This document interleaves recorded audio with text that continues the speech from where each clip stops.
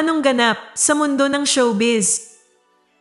Pinalaga ni Christy Fermin ang biro ni Vice Ganda sa isang contestant ng It's Showtime kamakailan lang. Sa Tumpakner segment kasi ng It's Showtime ay biniro ni Vice ang isang contestant na may pangalang Christy. Go! Christy! Hello! yun, Ano sabi diba? sa'yo. Ano ba? Yes! Diba? Kamusta ka, Christy? Anong pinagkakabalan mo, Christy, bukod sa paggawa ng mga kasinungalingan? Raket-raket lang po. Ako ang raketera ng tinurik.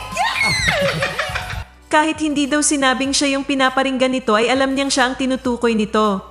Hindi naman kami ipinanganak kahapon para hindi namin maturol na ako talaga yung pinatatamaan ni Vice Ganda. Ang hindi lang maganda, puro patagilid, ganyang bira. Bakit hindi mo sabihin na, Oy, Christy Fermin, bukod sa pinagkakaabalahan mo, bukod sa pagsisinungaling, ano pa ang pinagkakaabalahan mo? Ako diretso ko nasasabi sa kanya na mayabang siya. Di ba? Na wala ka man lang makitang pagpapakumbaba sa kanya. Diretso ko nasasabi yun. Ba't hindi rin niya ako diretsuhin? Kung nagustuhan mo ang content na ito, huwag kalimutang mag-subscribe at i-click ang share, like, at mag-comment ng inyong opinion. And favor naman po, please don't skip the ads.